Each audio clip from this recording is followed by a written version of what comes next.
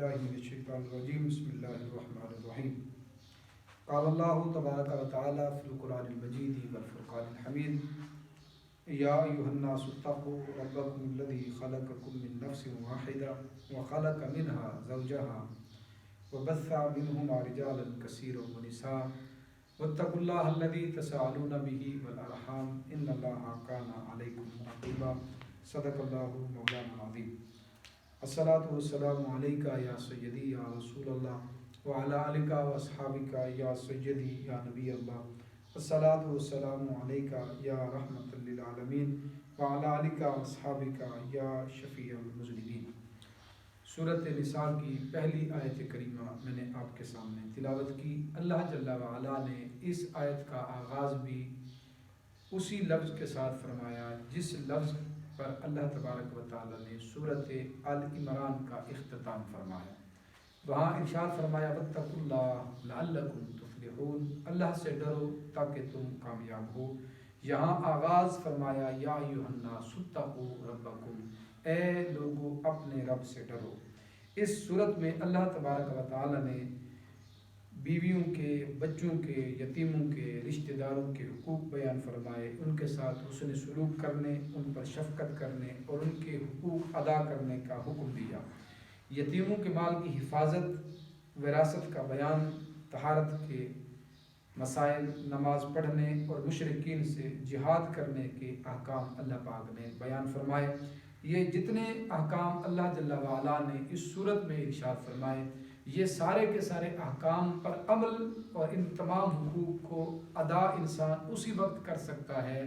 جب انسان کے من کے اندر اللہ تبارک و تعالیٰ کا خوف ہو۔ انسان کے دل میں اگر یہ خیال اور یہ تصور ہے کہ میں نے اپنے رب کی بارگاہ میں جواب دینا ہے، اپنے ہر عمل کا میں نے حساب دینا ہے، تو بندہ اللہ تبارک و تعالیٰ کے ان احکام کی پاسداری بھی کرے گا اور اللہ کے حکم کے مطابق عمل کی بھی انسان کوشش کرے گا۔ اور اگر انسان کے دل کے اندر تقوی ہی نہیں ہے، اللہ کا خوف ہی من کے اندر نہیں ہے، تو پھر انسان ان حقوق کو ادا کرنے سے قاصر رہے گا۔ سو اللہ تبارک و تعالی نے شروع میں ہی ارشاد فرما دیا یا ایھا الناس اتقوا ربکم، اے ایمان والو ڈرو اس رب سے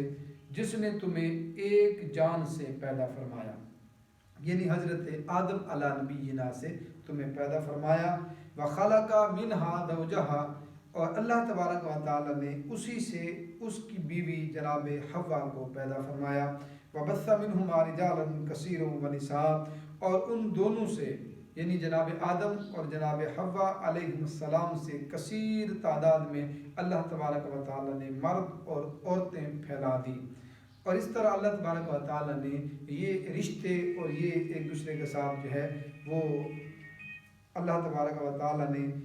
ایک دوسرے کے ساتھ رشتے قائم فرمائے۔ ماں، باپ، بہن، بھائی، چچا، خالو، ماموں، یہ سارے کے سارے رشتے اللہ تبارک و تعالی نے اس تعلق کے ساتھ جو ہے وہ پھیلا دیے۔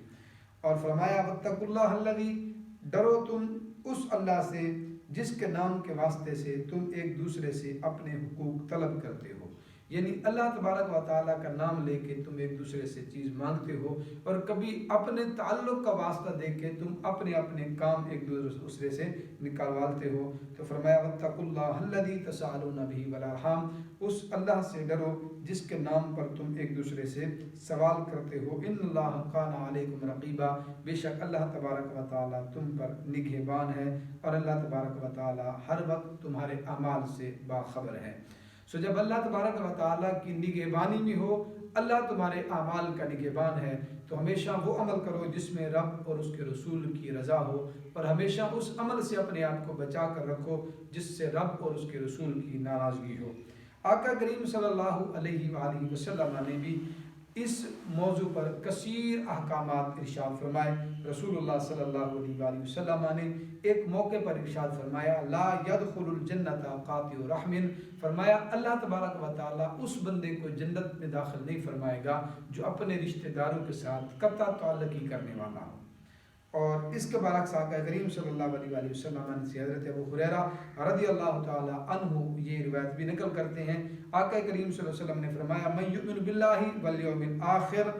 فرمایا جو بندہ اللہ پر اور آخرت پر ایمان رکھتا ہے اسے چاہیے کہ اپنے مہمان کا احترام کرے۔ وَمَن يُؤْمِن بِاللَّهِ وَالْيَوْمِ الْآخِرِ فَلْيَصِلْ رَحِمَهُ، اور جو بندہ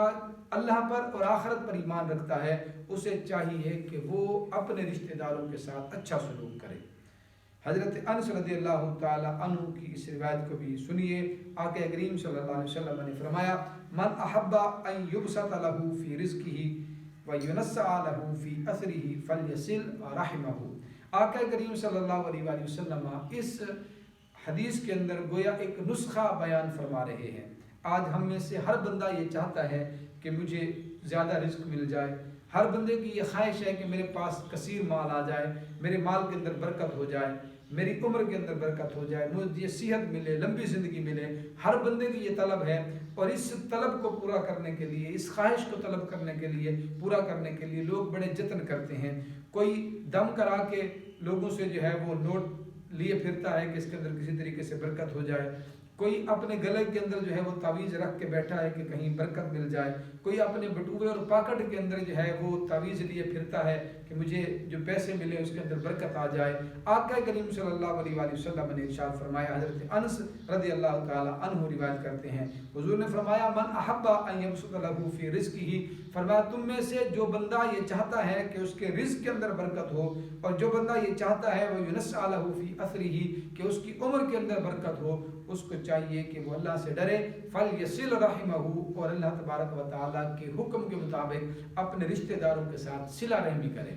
صلہ رحمی کرنا ایک ایسا عمل ہے جس کی وجہ سے اللہ تبارک و تعالیٰ رزق میں بھی برکت عطا فرماتا ہے، اور اللہ تبارک و تعالیٰ عمر میں بھی برکت عطا فرماتا ہے۔ اور حضرت علی رضی اللہ تعالیٰ عنہ کی جو روایت ہے اس میں ایک تیسری چیز کا بھی آپ نے ذکر فرمایا۔ حضرت علی فرماتے ہیں آقا کریم صلی اللہ علیہ وسلم نے فرمایا جو بندہ چاہتا ہے اس کے رزق میں برکت ہو، جو بندہ چاہتا ہے اس کی عمر میں برکت ہو، اور جو بندہ چاہتا ہے کہ وہ بری موت سے بچ جائے، جب مرنے لگے اس دنیا سے جانے لگے تو موت ایسی آنی آئے کہ لوگ اس پر رشک کریں اور اچھی موت مرے، تو اس کو چاہیے کہ وہ اپنے رشتہ داروں کے ساتھ اچھا سلوک کرے۔ اللہ تبارک و تعالیٰ اسے یہ تینوں چیزیں عطا فرما دے گا اپنے رشتہ داروں کے ساتھ اچھائی کی وجہ سے۔ ایک اور چیز جو حضرت انس رضی اللہ تعالیٰ عنہ کی روایت میں بیان ہوئی وہ یہ ہے کہ آقا کریم صلی اللہ علیہ وسلم نے 4 چیزوں کا ذکر فرمایا۔ حضرت انس کہتے ہیں آقا کریم صلی اللہ علیہ وسلم نے فرمایا جس بندے کو یہ خواہش ہو اور جو بندہ یہ چاہتا ہو کہ ان کے مال میں برکت ہو، ان کی عمر میں برکت ہو، اور وہ برے خاتمے سے بھی بچے، اور جو بندہ یہ چاہتا ہے کہ وہ ہمیشہ حلال کی طرف رہے، حرام کے کاموں سے بچے، اس کو چاہیے کہ اپنے رشتہ داروں کے ساتھ اچھا سلوک کرے، تو اللہ تبارک و تعالیٰ اچھائی کرنے کی وجہ سے، رشتہ داروں کے ساتھ اس نے سلوک کرنے کی وجہ سے یہ 4 چیزیں اسے عطا فرما دے گا۔ تو آپ اندازہ کریں رشتہ داروں کے ساتھ اچھا سلوک کرنا، رشتہ داروں کے ساتھ اچھائی کرنا، نیکی کرنا اتنا بڑا عمل ہے کہ اللہ تبارک و تعالیٰ اس ایک عمل کی وجہ سے انسان کے رزق میں بھی برکت عطا فرماتا ہے، اس انسان کی عمر میں بھی برکت عطا فرماتا ہے، انسان کا خاتمہ بھی نیک عمل کرنے کی صورت میں، اور انسان کا خاتمہ خیر پر ہوتا ہے، اور انسان اپنی زندگی کے اندر جو عمل کرتا ہے وہ حرام کاری اور حرام خوری سے بچتا ہے، اور ہمیشہ حلال کی طرف اس کی طبیعت آمادہ رہتی ہے۔ اپنے رشتہ داروں کے ساتھ کوشش کریں اچھا سلوک کرنے کی، تاکہ یہ 4 کی 4 چیزیں جو اللہ تبارک و تعالیٰ کی طرف سے عطا کی جاتی ہیں وہ اللہ تعالیٰ ہمیں عطا فرمائے۔ ایک روایت میں آقا کریم صلی اللہ علیہ وسلم نے فرمایا اللہ کے کچھ لوگ، کچھ بندے ایسے ہیں جنہیں اللہ تبارک و تعالیٰ شہروں میں آباد فرماتا ہے، اور جب سے اللہ تبارک و تعالیٰ نے انہیں پیدا فرمایا کبھی بھی اللہ تعالیٰ نے ان کی طرف غضب کی نگاہ نہیں فرمائی۔ صحابہ نے عرض کی یا رسول اللہ یہ کون خوش قسمت لوگ ہیں کہ جنہیں اللہ نے ہمیشہ رحمت عطا فرمائی، غضب سے بچا کے رکھا۔ آقا کریم صلی اللہ علیہ وسلم نے ارشاد فرمایا بصلاتہم ارحامہم، فرمایا ان کے ایک دوسرے کے ساتھ اچھے سلوک کی وجہ سے اللہ تبارک و تعالی ہمیشہ ان پر نظر رحمت فرماتا ہے اور غضب کی نگاہ سے انہیں محفوظ فرماتا ہے۔ اور اس کے برعکس جو بندے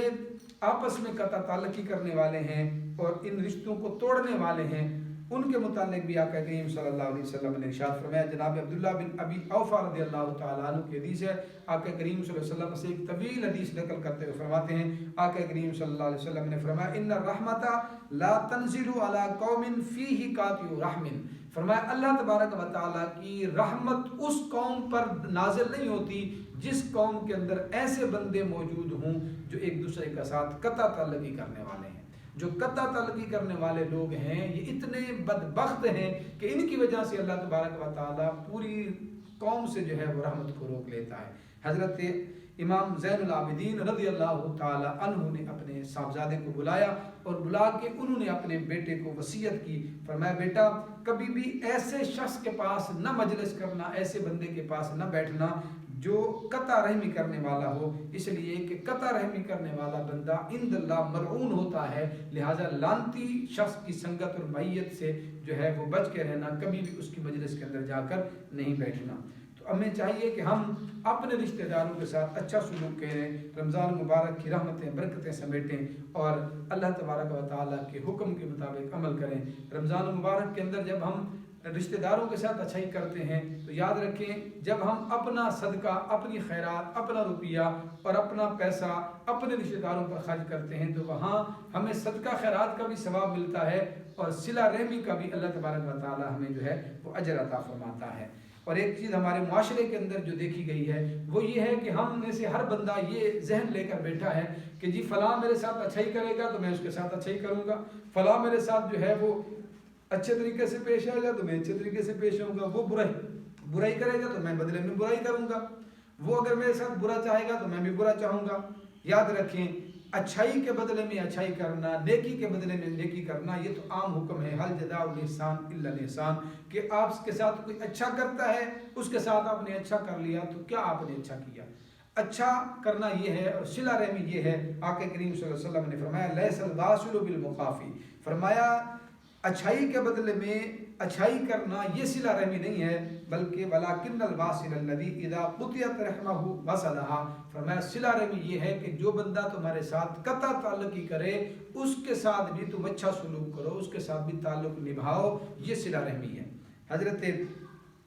عقبہ بن عامر رضی اللہ تعالی عنہ ارشاد فرماتے ہیں میں رسول اللہ صلی اللہ علیہ وسلم کی ملاقات کے لیے گیا, میں نے حضور کا دست مبارک پکڑا, اپنے ہاتھوں میں لیا اور میں نے عرض کی بندہ نواز مجھے یہ تو بتائیں سب سے اچھے عمل کون سے ہیں. آقا کریم صلی اللہ علیہ وسلم نے فرمایا سل من قطعک واعط من حرمک واعرض عن من ظلمک. فرمایا جو تمہارے ساتھ قطع تعلقی کرے, جو تمہیں چھوڑنا چاہے تم اس کے ساتھ بھی جڑنے کی کوشش کرو, اور واعط من حرمک, اور جو تمہیں اپنے مال سے محروم رکھتا ہے, جو تمہیں کچھ نہیں دیتا تم اسے بھی کچھ نہ کچھ دیتے رہو, اور جو بندہ تم پر ظلم کرے تم اس کو معاف کر دو, یہی سب سے اچھے اعمال میں سے ہے. آقا کریم صلی اللہ علیہ وآلہ وسلم کی ایک حدیث حضرت عائشہ صدیقہ رضی اللہ تعالی عنہ جو بیان فرماتی ہیں رسول اللہ صلی اللہ علیہ وسلم نے فرمایا